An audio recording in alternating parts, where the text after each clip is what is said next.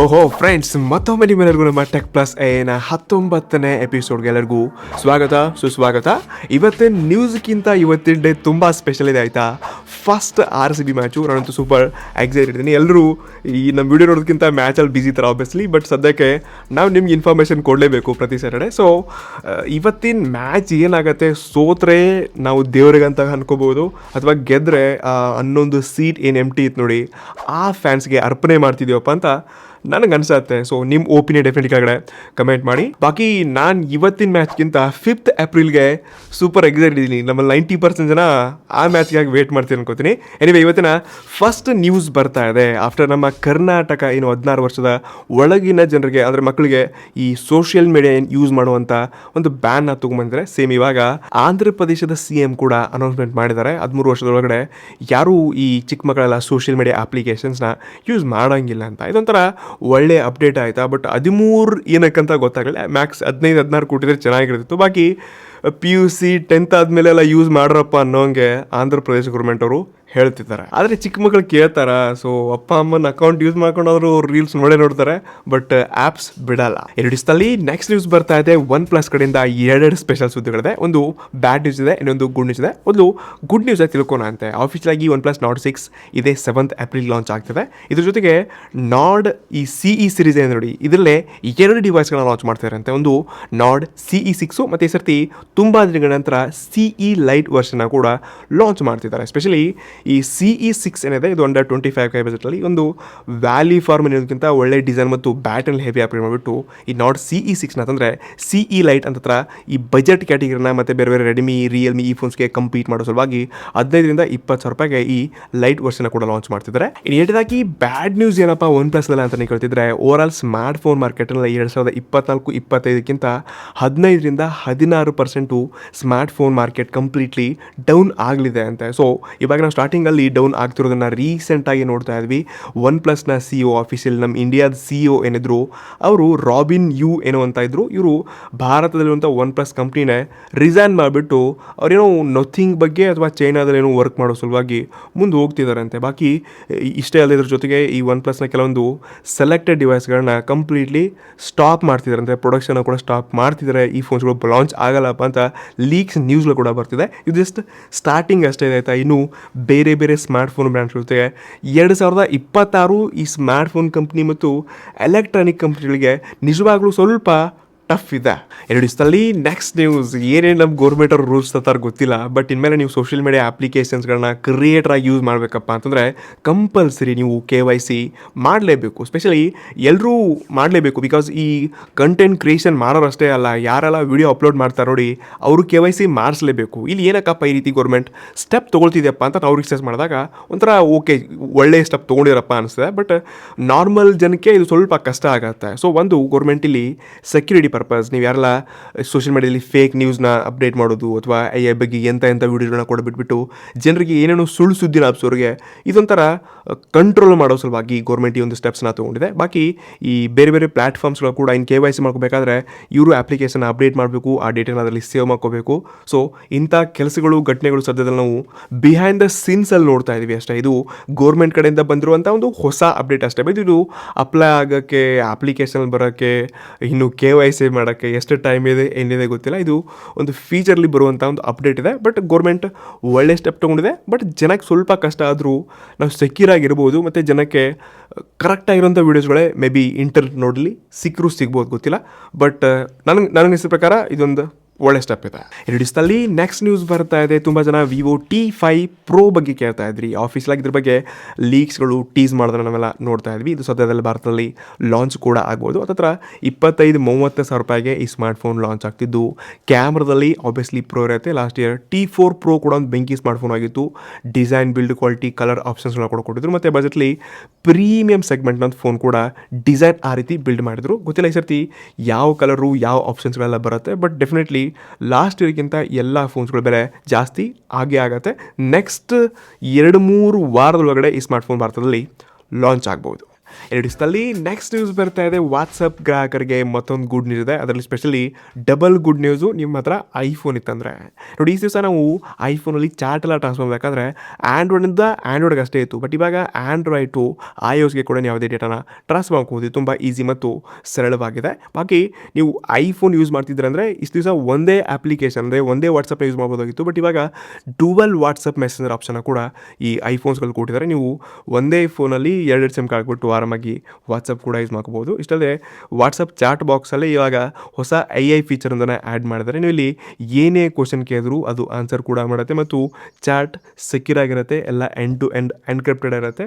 ಇನ್ಸ್ಟಾಗ್ರಾಮಲ್ಲಿ ಈ ರೀತಿ ಕೆಟ್ಟ ಕೆಲಸ ಮಾಡೋರೆ. ಬಟ್ ಸದ್ಯಕ್ಕೆ ವಾಟ್ಸಪ್ ಒಂದೇ ನಮಗೆ ಮಾರ್ಕೆಟ್ಲಿ ಎಂಡ್ ಟು ಎಂಡ್ ಮತ್ತು ಸೇಫ್ ಆಗಿರುವಂಥ ಮೆಸೆಂಜರ್ ಕಾಣಿಸ್ತದೆ. ಇಷ್ಟಲ್ಲದೆ ಏನು ಮತ್ತೊಂದು ಅಪ್ಡೇಟ್ ಇದೆ ಗುರು, ಇದು ಎಷ್ಟರ ಮಟ್ಟಿಗೆ ಸತ್ಯ ಅಥವಾ ಗೊತ್ತಿಲ್ಲ. ಇದ್ರ ಈ ರೀತಿ ಅಪ್ಡೇಟ್ ಸಿಗುತ್ತೆ ಅಲ್ವಾ ಅಂತ. ನೀವು ವಾಟ್ಸಪ್ಪಲ್ಲಿರುವಂಥ ಚಾಟನ್ನು ಬೇರೆ ಪ್ಲ್ಯಾಟ್ಫಾರ್ಮ್ ಬೇರೆ ಮೆಸೆಂಜರ್ ಅಪ್ಲಿಕೇಶನ್ ಕೂಡ ಟ್ರಾನ್ಸ್ಫರ್ ಮಾಡ್ಕೋಬೋದಂತೆ. ಅದೇ ಗುರು ವಾಟ್ಸಪ್ ಇದನ್ನು ಒಪ್ಕೊಂಡ್ರು ಅಥವಾ ಇದೇನು ನಿಜವಾಗ್ಲೂ ಆಗತ್ತಾ ಇಲ್ಲ ಗೊತ್ತಿಲ್ಲ. ಬಟ್ ಇಂಥ ಫೀಚರ್ಸ್ಗಳು ಸ್ವಲ್ಪ ವಾಟ್ಸಪ್ ಪ್ಲ್ಯಾಟ್ಫಾರ್ಮನ್ನೇ ಕೆಡಿಸುತ್ತೆ ಅಂತ ಹಾಕ್ಬೋದು. ಬಟ್ ಈ ಫೀಚರ್ ಬರೋಲ್ಲ ಅನಿಸುತ್ತೆ.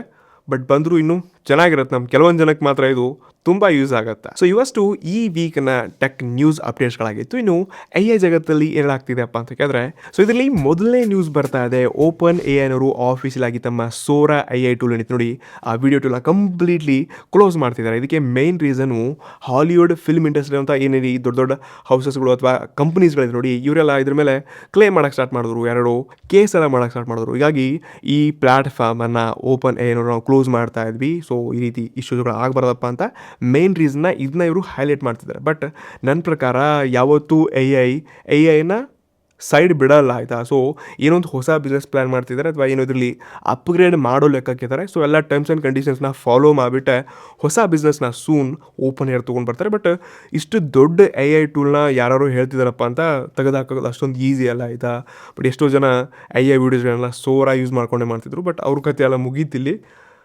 ಗೊತ್ತಿಲ್ಲ ಇದು ಯಾವ ಲೆವೆಲ್ಗೆ ಹೋಗುತ್ತೆ ಮತ್ತು ಬರ್ತಾರೆ. ಬಟ್ ಈ ಟೂಲ್ ಇವತ್ತಿಲ್ಲ ನಾಳೆ ಮತ್ತೆ ಏನೋ ಬೇರೆ ಹೆಸರಿಂದಾದರೂ ರಿಲೀಸ್ ಆಗಿಬಿಟ್ಟು ಮಾರ್ಕೆಟ್ ಮತ್ತೆ ಹವಾ ಮಾಡುತ್ತೆ. ಇಡೀಸ್ನಲ್ಲಿ ನೆಕ್ಸ್ಟ್ ನ್ಯೂಸ್ ಸ್ವಲ್ಪ ಸರ್ಪ್ರೈಸಿಂಗ್ ಇದೆ ಆಯಿತಾ. US ಅವರು ಆಫೀಷಿಯಲ್ ಆಗಿ ಈ ಚೈನೀಸ್ ವೈಫೈ ರೂಟರ್ಸ್ಗಳಿದೆ ಅದನ್ನು ಕಂಪ್ಲೀಟ್ಲಿ ಬ್ಯಾನ್ ಮಾಡ್ತಿದ್ದಾರೆ. ಎಲ್ಲ ಕಡೆ ಈ ಅವ್ರದ್ದೇ ಆದ ಓನ್ ಅಲ್ಲೇ ಡೆವಲಪ್ ಆಗಿರುವಂಥ ಈ ರೂಟರ್ಸ್ನ ತೊಗೊಳ್ತಿದ್ದಾರೆ. ಬಿಕಾಸ್ ಈ ರೂಟರ್ ಥ್ರೂನೇ ಎಲ್ಲ ಲೂಪ್ ಹೋಲ್ಸ್ ಆಗಿರಲಿ ಎಲ್ಲ ಡೇಟಾಗಳು ಟ್ರಾನ್ಸ್ಫರ್ ಆಗ್ತಿರುತ್ತೆ, ಡೇಟಾ ಗೊತ್ತಿರುತ್ತೆ. ಸೊ ಇಂಟರ್ನೆಟ್ ಥ್ರೂ ಇದನ್ನೆಲ್ಲ ಹೋಗ್ತಿರೋದ್ರಿಂದ ಚೈನಾದವ್ರು ಏನೋ ಸರ್ವರ್ನ ತೊಗೊಂಡ್ಬಿಟ್ಟು ಡೇಟಾ ಎಲ್ಲ ಸಿಗತ್ತಪ್ಪ ಅಂತ ಭಯದಿಂದ ಬೇಡಪ್ಪ ಅಂತ ಬಿಟ್ಟು ಎಲ್ಲ ಕಡೆ ಚೈನೀಸ್ ಈ ರೂಟರ್ಸ್ಗಳನ್ನ ಬ್ಯಾನ್ ಮಾಡಲಿಕ್ತಿದೆ, ತೆಗೆದು ಹಾಕ್ತದೆ. ಸೊ ಡೆಫಿನೆಟ್ಲಿ ಈ ಒಂದು ಸ್ಟೆಪ್ ನಮ್ಮ ಭಾರತ ಗೌರ್ಮೆಂಟ್ ಕೂಡ ಸೂನ್ ತೊಗೊಳ್ಬೋದು. ಬಿಕಾಸ್ ಈ ದೊಡ್ಡ ದೊಡ್ಡ ದೇಶಗಳೇ ಈ ರೀತಿ ಮಾಡ್ತಿದೆಯಪ್ಪ ಅಂದಮೇಲೆ ನಾವು ಯಾವ ಲೆಕ್ಕ ನಾವು ಇದರಲ್ಲಿ ಅಪ್ಗ್ರೇಡ್ ಆಗಬೇಕಲ್ವಾ. ಸೊ ಈ ರೀತಿ ಥಿಂಕ್ ಮಾಡ್ತಪ್ಪ ನಮ್ಮ ಗೌರ್ಮೆಂಟ್ ಅಂತಂದರೆ ಡೆಫಿನೆಟ್ಲಿ ಈ ಒಂದು ಸ್ಟೆಪ್ನ ತೊಗೊಳತ್ತೆ. ಬಾಕಿ ನಿಮ್ಮ ಮನೇಲಿ ಸದ್ಯಕ್ಕೆ ಎಲ್ಲ ಚೈನೀಸ್ ರೂಟರ್ಸ್ಗಳಿದೆ ಆಯಿತಾ. ನಾನು ಅವನ್ನೇ ಯೂಸ್ ಮಾಡ್ತಾ ಇದ್ದೀನಿ.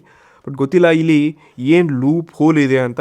ಸೊ US ಈ ಸ್ಟೆಪ್ ತೊಗೊಂಡಿದೆ ಅಂದರೆ ನಮ್ಮ ದೇಶ ಕೂಡ ತೊಗೊಳ್ಬೇಕು ಮತ್ತು ನಾವು ಇನ್ನಷ್ಟು ಸೆಕ್ಯೂರ್ ಆಗಲೇಬೇಕು. ಎರಡು ದಿವಸದಲ್ಲಿ ನೆಕ್ಸ್ಟ್ ನ್ಯೂಸ್ ಮತ್ತೆ ಪುನಃ ಆ್ಯಪಲ್ ಮತ್ತು ಐಫೋನ್ ಯೂಸರ್ಸ್ಗೆ ಅದ್ಭುತ ಗುಡ್ ನ್ಯೂಸ್ ಸಿಗ್ತಿದೆ ಆಯಿತಾ. ಈ ದಿವಸ ನಾವು ಈ ಆ್ಯಪಲಲ್ಲಿ ಸಿರಿ ಏನು ಯೂಸ್ ಮಾಡ್ತಿದ್ವಿ ಅದು ಜಸ್ಟ್ ಒಂದು ಓನ್ ಇಂಟೆಲಿಜೆಂಟಾಗಿ ಕೆಲಸ ಮಾಡ್ತಿತ್ತು. ಬಟ್ ಇನ್ಮೇಲೆ ಸಿರಿ ಜೊತೆ ನೀವು ಕ್ಲೌಡ್ ಆಗಿರಲಿ ಅಥವಾ ಜೆಮಿನೈನ ಯೂಸ್ ಮಾಡಿಕೊಂಡು ನೀವು ಸ್ಮಾರ್ಟ್ಲಿ ಇನ್ನಷ್ಟು ಬೆಟರ್ ಟಾಸ್ಕ್ಗಳನ್ನ ಮಾಡ್ಕೋಬೋದು. ಸೊ ಇಲ್ಲಿ ಆಫೀಸಲಾಗಿ ನೀವು ಐಫೋನೆಲ್ಲ ಯೂಸ್ ಮಾಡ್ತೀರಾ, ಆ್ಯಪಲ್ ಡಿವೈಸ್ ಯೂಸ್ ಮಾಡ್ತೀರಾ ಅಂದರೆ ನೀವು ಡೆಫಾಲ್ಟಾಗಿ ನಿಮ್ಮ ಅಸಿಸ್ಟೆಂಟನ್ನು ಒಂದು ಜೆಮಿನಾಗಿ ಕೂಡ ಚೂಸ್ ಮಾಡ್ಕೋಬೋದು ಅಥವಾ ಕ್ಲೌಡಾಗಿ ಕೂಡ ಚೂಸ್ ಮಾಡ್ಕೋಬೋದು ಅಥವಾ ಈ ಸಿರಿ ಜೊತೆ ಇಂಟಿಗ್ರೇಟ್ ಆಗಿಬಿಟ್ಟು ನೀವು ಕ್ವಶನ್ ಕೇಳಿದ್ರೆ ಅದು ನಿಮಗೆ ಈ ಗೂಗಲ್ ಜೆಮಿನೈ ಅಥವಾ ಕ್ಲೌಡ್ ಥ್ರೂ ಆನ್ಸರ್ ಕೊಡುತ್ತೆ, ಟಾಸ್ಕ್ಗಳನ್ನ ಮಾಡಿಕೊಡುತ್ತೆ. ಇದೊಂಥರ ಸ್ಮಾರ್ಟ್ ಮೂವ್ ಆಗಿದೆ ಆಯಿತಾ. ಒಟ್ಟಿನಲ್ಲಿ ಆ್ಯಪಲ್ಲು ಕ್ಲೌಡು ಗೂಗಲ್ನವ್ರು ಕೊಟ್ಬಿಟ್ಟು ತಮ್ಮ ಫೋನ್ಸ್ಗಳಲ್ಲಿ ಒಂದು ಸ್ಮಾರ್ಟ್ ಅಸಿಸ್ಟೆಂಟ್ನ ಬಿಲ್ಡ್ ಮಾಡ್ತಿದ್ದಾರೆ. ಇದು ತುಂಬ ಅವೈಟೆಡ್ ಫೀಚರ್ ಇತ್ತು, ಫೈನಲಿ ಬಂದೇ ಬಿಡ್ತು.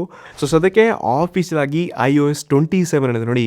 ಸೊ ಇದರಲ್ಲಿ ಈ ಅಪ್ಡೇಟ್ಸ್ಗಳನ್ನ ನೋಡೋಕ್ಕೆ ಸಿಗಲಿದೆ. ಸೊ ಬಂದ ತಕ್ಷಣ ಸಡನ್ನಾಗಿ ಈ ಅಪ್ಡೇಟ್ ಮಾಡೋಕ್ಕೆ ಹೋಗ್ಬಿಡಿ. ಈಗಾಗಲೇ ತುಂಬ ಜನಕ್ಕೆ 14 GB ಅಪ್ಡೇಟ್ಸ್ ಬಂದಿದೆ. ಬಟ್ ಅದರಲ್ಲೇ ಈ 26.5 ಏನೋ ಸಮಥಿಂಗ್ ಅಪ್ಡೇಟ್ಸ್ ಇದೆ. ಬಟ್ ಇವಾಗ 27th ಈ WWDC ಈ ಇವೆಂಟ್ ಏನಾಗ್ತಿದೆ ಅದರಲ್ಲೇ ಅನೌನ್ಸ್ಮೆಂಟ್ ಮಾಡಿದ್ದಾರೆ. ಬಟ್ ತುಂಬ ಚೇಂಜಸ್ಗಳು ಆಗಲಿದೆ. ಇವರ iOS 27 ತುಂಬ ಸೆಕ್ಯೂರ್ ಜೊತೆಗೆ ತುಂಬ ಸ್ಮಾರ್ಟ್ ಕೂಡ ಬಿಲ್ಡ್ ಮಾಡ್ತಿದ್ರಂತೆ. ನೋಡೋಣ ಏನಾಗುತ್ತೆ ಈ ಅಪ್ಡೇಟ್ಸ್ ಬಗ್ಗೆ ಬಂತಪ್ಪ ಅಂದರೆ ನೆಕ್ಸ್ಟ್ ನ್ಯೂಸಲ್ಲಿ ಅದ್ರ ಬಗ್ಗೆ ತಿಳಿಸೋಕೆ ಟ್ರೈ ಮಾಡ್ತೀನಿ. ರೇಡಿಯೋಸ್ನಲ್ಲಿ ನೆಕ್ಸ್ಟ್ ನ್ಯೂಸ್ ಬರ್ತಾ ಇದೆ, ಎಸ್ಪೆಷಲಿ ಮೆಟಾ AI ಮತ್ತು ಈ NVIDIA ಅವರ ಈ ಚಿಪ್ಸೆಟ್ ಮ್ಯಾನುಫ್ಯಾಕ್ಚರಲ್ಲಿ ಒಂಥರ ಮಿನಿ ವಾರ್ ನಡೆದಂಗೆ ಕಾಣಿಸ್ತಿದೆ ಆಯಿತಾ. ಸೊ ಆಫೀಷಿಯಲ್ ಆಗಿ ಮೆಟಾ AI ಅವರು ತಮ್ಮದೇ ಆದ 2 ಹೊಸ ಚಿಪ್ಸೆಟ್ನ ಬಿಲ್ಡ್ ಮಾಡ್ತಿದ್ರು. ಇಷ್ಟು ದಿವಸ ಗೂಗಲ್ ಅವ್ರ ಹತ್ರ ಡೇಟಾ ತೊಗೊಂಡು ಅವ್ರ ಕಡೆಯಿಂದ ಏನೋ ಅವ್ರ ಥ್ರೂ ಚಿಪ್ಸೆಟ್ನ ಬಿಲ್ಡ್ ಮಾಡ್ತಿದ್ದಾರೆ ಅಂತ ಹೇಳಲಾಗ್ತಿತ್ತು. ಬಟ್ ಇವಾಗ ಇವ್ರದ್ದೇ ಆದ ಈ 2 ಹೊಸ ಚಿಪ್ಸೆಟ್ನ ಸ್ಪೆಷಲಿ AI ಸಲುವಾಗಿ ಬಳಸೋ ಸಲುವಾಗಿ ಇವ್ರ ಚಿಪ್ಸೆಟ್ಟನ್ನೇ ಮ್ಯಾನುಫ್ಯಾಕ್ಚರ್ ಮಾಡ್ತಿದ್ದಾರೆ. ಇದೊಂಥರ ಮೆಟಾ ಗುಡ್ ನ್ಯೂಸ್ ಆಯಿತಾ. ಮೆಟಾಗೆ ಎಲ್ಲ ಕಡೆ ಚಿಪ್ಸೆಟ್ ತುಂಬ ಶಾರ್ಟೇಜ್ ಆಗ್ತಿದೆ. ಸೊ ಇನ್ನೊಂದು ಕಡೆ NVIDIA ಹೆಸರಲ್ಲಿ US ಅಲ್ಲಿ ಹತ್ತಿರ 2.5 ಬಿಲಿಯನ್ ಅಷ್ಟು ಬೆಲೆ ಬಾಳುವಂಥ ಫೇಕ್ ಲೇಬಲ್ ಮಾಡಿರುವಂಥ ಚಿಪ್ಸೆಟ್ಗಳನ್ನ US ಗೌರ್ಮೆಂಟ್ ಅದನ್ನು ಸಿಕ್ಕಾಕೊಂಡಿದ್ದಾರೆ. US ಅಲ್ಲಿ ಈ ಫೇಕ್ ಚಿಪ್ಸೆಟ್ಗಳನ್ನ ಮ್ಯಾನುಫ್ಯಾಕ್ಚರ್ ಮಾಡಿ ಸೆಲ್ ಮಾಡೋದ್ರಲ್ಲಿ. ಸೊ ಚಿಪ್ಸೆಟ್ಟು ಯಾವ ಲೆವೆಲ್ಗೆ ಸ್ಕ್ಯಾಮ್ಸ್ಗಳು ಉಂಟಾಗ್ತಿದ್ರು ಒಂಥರ ದೊಡ್ಡ ದೊಡ್ಡ ಸಮಸ್ಯೆಗಳಿರುತ್ತಲ್ವ, ಅಂಥ ಸಮಸ್ಯೆಗಳನ್ನ ನಾವು ಚಿಪ್ಸೆಟ್ಟಲ್ಲಿ ನೋಡ್ತಾ ಇದ್ವಿ. ಸದ್ಯಕ್ಕೆ ಈಗ ಬೇಬಿ ಬಾರ್ನ್ ಆಗಿದೆ ಅಷ್ಟೇ. ಇನ್ನು ಚಿಪ್ಸೆಟ್ಸ್ಗಳ ಲೆಕ್ಕ ಆಗಿರಲಿ AI ಆಗಿರಲಿ ಇನ್ನೂ ತುಂಬ ಬದಲಾವಣೆಗಳನ್ನ ಸೂನ್ ನಾವು ಕಾಣ್ತಿಲ್ಲ. ಎರಡಿಸ್ತಲ್ಲಿ ನೆಕ್ಸ್ಟ್ ನ್ಯೂಸ್ ಬರ್ತಾ ಇದೆ. ಮಿಸ್ಟ್ರಾಲ್ ಅನ್ನುವಂಥ ಒಂದು ಹೊಸ ಫ್ರೆಂಚ್ ಕಂಪ್ನಿ ಲೈವ್ ಆಗಿ AI ಟ್ರಾನ್ಸ್ಲೇಷನ್ ಮಾಡುತ್ತೆ. ಅದು ವಿತೌಟ್ ಇಂಟರ್ನೆಟ್ ಆಯಿತಾ. ಇದೇ ಒಂಥರ ವಿಚಿತ್ರ ಅಂತ ಅನಿಸ್ತಿದೆ. ಸೊ ಇಂಥ AI ಟೂಲ್ಸ್ಗಳು ಕೂಡ ಸೂನ್ ಬರುತ್ತೆ. ಇವಾಗ ಆಲ್ರೆಡಿ ನಾವು ChatGPT ಎಲ್ಲ ಆಫ್ಲೈನಲ್ಲಿ ಯೂಸ್ ಮಾಡ್ಕೋಬೋದು. ಒಂದು ಟೈಮ್ ಅಲ್ಲಿಂಥ ಫೈಲ್ಗಳನ್ನ ನೀವು ಡೌನ್ಲೋಡ್ ಮಾಡ್ಕೊಂಡು ಸೆಟಪ್ ಮಾಡ್ಕೊಂಡ್ರೆ ನೀವು ವಿತೌಟ್ ಇಂಟರ್ನೆಟ್ ಇಲ್ಲದೇ ChatGPT ಏನು ಇಂಟರ್ನೆಟ್ ಅಂತ ಆನ್ಸರ್ಸ್ ಇರುತ್ತೆ ನೋಡಿ, ಅದನ್ನ ಎಕ್ಸಾಕ್ಟ್ಲಿ ಫಾಸ್ಟ್ ಮತ್ತು ಸೂಪರ್ ಆಗಿ ಕೆಲಸ ಮಾಡುತ್ತೆ. ಸೊ ಇಂಥದ್ದೇ ಇದು ಒಂದು AI ಟೂಲು. ನೀವು ಡೈರೆಕ್ಟ್ಲಿ ಏನು ಟೆಕ್ಸ್ಟ್ ಕೊಡ್ತಿದ್ದೀರಾ ಅದನ್ನು ಡೈರೆಕ್ಟ್ಲಿ ಸ್ಪೀಚ್ ಆಗಿ ಕನ್ವರ್ಟ್ ಮಾಡಿಕೊಡುತ್ತೆ. ಕಂಪ್ಲೀಟ್ಲಿ ಇಂಟರ್ನೆಟ್ ಫ್ರೀ ಇದೆ ಆಯಿತಾ. ಬಟ್ ಏನೋ ಪೇಯ್ಡ್ ಸಬ್ಸ್ಕ್ರಿಪ್ಷನ್ ಎಲ್ಲ ಆಪ್ಷನ್ಸ್ಗಳು ಇರ್ಬೋದು. ಬಟ್ ಇದೊಂಥರ ಕೇಳೋಕ್ಕೆ ತುಂಬ ಇಂಟ್ರೆಸ್ಟಿಂಗ್ ಅನ್ನಿಸ್ತು. ಇಷ್ಟಲ್ಲದೆ ಇಲ್ಲಿ 9ಕ್ಕಿಂತ ಜಾಸ್ತಿ ಲ್ಯಾಂಗ್ವೇಜಸನ್ನು ಕೂಡ ಇದು ಲೈವ್ ಆಗಿ ಟ್ರಾನ್ಸ್ಲೇಟ್ ಮಾಡುತ್ತೆ ಅಂತ. ಎಸ್, ಇಂಥ ಟೂಲ್ಸ್ಗಳು ಬೇಕು ಗುರು, ನಾವು ಅನ್ಲಿಮಿಟೆಡ್ ಆಗಿ ಫ್ರೀ ಆಗಿ ಯೂಸ್ ಮಾಡುವಂಥ ಸಾಧ್ಯತೆಗಳಿರುತ್ತೆ. ಗೊತ್ತಿಲ್ಲ, ಬಟ್ ಇದು ಪೇಯ್ಡ್ ಇದ್ರೂ ಇರ್ಬೋದು. ಬಟ್ ಇಂಟರ್ನೆಟ್ ಫ್ರೀ ಅಪ್ಪ ಅಂದರೆ ಹೆಂಗೆ ಆಗ್ತಿರ್ಬೋದು, ಏನು ಡೇಟಾ ಕೊಡ್ತಿರ್ಬೋದು AIಗಳು. ಇಂಟ್ರೆಸ್ಟಿಂಗ್ ಇದೆ. ಎರಡಿಸ್ತಲ್ಲಿ ಮತ್ತೊಂದು ಇಂಟ್ರೆಸ್ಟಿಂಗ್ ಸುದ್ದಿ ಅಥವಾ ಶಾಕಿಂಗ್ ಸುದ್ದಿ ಗೊತ್ತಿಲ್ಲ, ಬಟ್ OpenAI CEO ಸ್ಯಾಮ್ ಆಲ್ಟ್ಮನ್ ಅವರು ಒಂದು ಪಾಡ್ಕಾಸ್ಟಲ್ಲಿ ಹೇಳೋ ಪ್ರಕಾರ ಇಷ್ಟು ದಿವಸ ನಾವು ಏನು ಈ ವೈಫೈ ಬಿಲ್ಲು, ನೀರಿನ ಬಿಲ್ಲೆಲ್ಲ ಯಾವ ರೀತಿ ಮಂತ್ಲಿ ಫಿಕ್ಸ್ಡ್ ಆಗಿ ಕಟ್ತೀವಿ ನೋಡಿ, ಸೊ ಇದೇ ರೀತಿ ನೀವು ಇನ್ಮೇಲೆ AI ಸಬ್ಸ್ಕ್ರಿಪ್ಷನ್ ಕೂಡ ತೊಗೊಂಡು ಕಟ್ಟಬೇಕಾಗತ್ತಂತೆ. ಸ್ಪೆಷಲಿ ಟೋಕನ್ಸ್ಗಳಿರುತ್ತೆ. ಇವಾಗ ChatGPTನಲ್ಲಿ ನೀವು 100 ಕ್ವಶನ್ ಕೇಳಿದ್ರೆ ಅಂದರೆ ಅದಕ್ಕೆ ಇಂತಿಷ್ಟು ಟೋಕನ್ಸ್ ಅಂತ ಬಿಹೈಂಡ್ ವರ್ಕ್ ಆಗ್ತಿರುತ್ತೆ. ಅದು ಎಷ್ಟು ಟೋಕನ್ಸ್ ಅಂತ ನಮ್ಗೆ ಗೊತ್ತಾಗಲ್ಲ. ಬಟ್ ಇನ್ಮೇಲೆ ಟೋಕನ್ಸ್ ಮೇಲೇ ಈ ಸಬ್ಸ್ಕ್ರಿಪ್ಷನ್ ಎಲ್ಲ ವರ್ಕ್ ಆಗುತ್ತೆ. ನೀವು ಪ್ರತಿ ತಿಂಗಳು ಈ ರೀತಿ ಎಲೆಕ್ಟ್ರಿಕ್ ಬಿಲ್ಲು, ನೀರಿನ ಬಿಲ್ಲಿನ ಥರನೇ ದುಡ್ಡು ಕಟ್ಬಿಟ್ಟು ಮುಂದಿನ ದಿನಗಳಲ್ಲಿ ಎಲ್ಲ ನಾವು ಇದನ್ನ ಯೂಸ್ ಮಾಡಲೇಬೇಕಾಗತ್ತೆ. ನಾವು ಇದ್ರ ಮೇಲೆ ಡಿಪೆಂಡ್ ಆಗ್ತೀವಿ. ಏಜೆನ್ಸ್ಗಳು ಬರುತ್ತೆ, ಆ್ಯಪ್ಸ್ ಬರುತ್ತೆ. ಸೊ ಇದಿಲ್ಲದೆ ನಮ್ಮ ಕೆಲಸನೂ ಆಗಲ್ಲ. ಸೊ ಹೀಗಾಗಿ ಎಲ್ಲ ಜನ ಮತ್ತೆ ಇಂಟರ್ನೆಟ್ ಬಿಲ್ ಥರ AI ಬಿಲ್ನ ಕೂಡ ಪ್ರತಿ ತಿಂಗಳು ಕಟ್ಟುವಂಥ ಚಾನ್ಸ್ ಬಂದೇ ಬರುತ್ತೆ. ಇಡಿಸ್ತಲ್ಲಿ ನೆಕ್ಸ್ಟ್ ಮತ್ತೊಂದು ಶಾಕಿಂಗ್ ಅಥವಾ ಇಂಟ್ರೆಸ್ಟಿಂಗ್ ಸುದ್ದಿ ಗೊತ್ತಿಲ್ಲ, ಬಟ್ ಸದ್ಯಕ್ಕೆ ಈ ದೊಡ್ಡ ದೊಡ್ಡ ಇಂಡಿಯನ್ IT ಕಂಪ್ನೀಸ್ಗಳು, ಸ್ಪೆಷಲಿ ಇನ್ಫೋಸಿಸ್ ಆಗಲಿ, ವಿಪ್ರೋನವರೆಲ್ಲ ಸ್ಲೋಲಿ ಹೆಲ್ತ್ ಕೇರ್ ಆಗಿರಲಿ ಮತ್ತು AI ಕಂಪ್ನೀಸ್ ಮೇಲೆ ಈ IT ಬಿಟ್ಬಿಟ್ಟು ಇದ್ರ ಮೇಲೆ ಜಾಸ್ತಿ ಇನ್ವೆಸ್ಟ್ಮೆಂಟ್ ಮಾಡ್ತಿದ್ದಾರೆ ಆಯಿತಾ. ಸೊ ಇನ್ಫೋಸಿಸ್ ಅವರು ಈ ಆಪ್ಟಿಮಮ್ ಹೆಲ್ತ್ ಕೇರ್ ಅಂತ ಒಂದು ಕಂಪ್ನಿನ ಹತ್ತಿರ 560 ಮಿಲಿಯನ್ ದುಡ್ಡು ಕೊಟ್ಬೇನೋ ಅದನ್ನು ಪರ್ಚೇಸ್ ಮಾಡಿದ್ದಾರೆ. ಸ್ಪೆಷಲಿ ಇದನ್ನು ಬಿಲ್ಡ್ ಮಾಡೋಕ್ಕೆ, ಡೆವಲಪ್ ಮಾಡೋಕ್ಕೆ, ಹೆಲ್ತ್ ಕೇರು ಮತ್ತು AI ಮೇಲೆ ಈ ದೊಡ್ಡ ದೊಡ್ಡ IT ಕಂಪ್ನಿ ಇನ್ವೆಸ್ಟ್ಮೆಂಟ್ ಮಾಡ್ತಿದೆ ಅಂದರೆ ಯೋಚನೆ ಮಾಡಿ ಮುಂದೆ ಏನು ಆಗ್ಬೋದು. ಇಷ್ಟು ದೊಡ್ಡ ಕಂಪ್ನಿಗಳೆಲ್ಲ ಏನಕ್ಕೆ ಇನ್ವೆಸ್ಟ್ಮೆಂಟ್ ಮಾಡ್ತಿದೆ ಅಂತ. ಸೊ ಸದ್ಯಕ್ಕೆ ನಾವು ಅಂದ್ಕೊಂಡಿರುವ ಹಾಗೆ AI ಏನು ಕೆಲಸ ಕಳ್ಕೊಳ್ತಾ ಇದ್ವಿ. ಸೊ ಇಂಥದ್ರಲ್ಲಿ ಕೆಲಸ ನಮಗೆ ಸಿಗ್ಬೋದು. ಬಟ್ ಸದ್ಯಕ್ಕೆ ಜನ ಇಲ್ಲಿ ಈ ITಸ್ಗಳನ್ನ ಬಿಟ್ಬಿಟ್ಟು ಇದಕ್ಕೆ ಶಿಫ್ಟ್ ಆಗೋದು, ಇದ್ರ ಬಗ್ಗೆ ನಾಲೆಜ್ ತೊಗೊಳ್ಳೋದು ತುಂಬ ಇಂಪಾರ್ಟೆಂಟ್ ಇದೆ. ಸೊ ಇದಷ್ಟು ಇವತ್ತಿನ ನಮ್ಮ ಟೆಕ್ ಪ್ಲಸ್ AI ನ್ಯೂಸ್ನ ಅಪ್ಡೇಟ್ ಆಗಿತ್ತು. ಹೋಪ್ಫುಲಿ ನಿಮಗೆ ಕೆಲವೊಂದು ಇನ್ಫಾರ್ಮೇಷನ್ಗಳು ಇಷ್ಟ ಆಗಿರ್ಬೋದು. ನಾನು ಕೇಳೋಂಥ ಕ್ವಶನ್ಗೆ ಡೈರೆಕ್ಟಲಿ ನೀವು ಕಮೆಂಟ್ ಮಾಡ್ಬೋದು, ಅಥವಾ ನಿಮಗೆ ಅವ್ರ ಕ್ವಶನ್ ಇದ್ದರೂ ಕೂಡ ಕಮೆಂಟ್ ಮಾಡಿ. ಸಿಗೋಣ ಮುಂದಿನ ಆನೆಸ್ಟ್, ಇನ್ ಡೆಪ್ತ್ ಮತ್ತು ನಮ್ಮ ಸ್ಪೆಷಲ್ ಟೆಕ್ ನ್ಯೂಸ್ ಜೊತೆಗೆ. ಅಲ್ಲಿಗೆ ನೆಕ್ಸ್ಟ್ ಒನ್. ನಮಸ್ಕಾರ.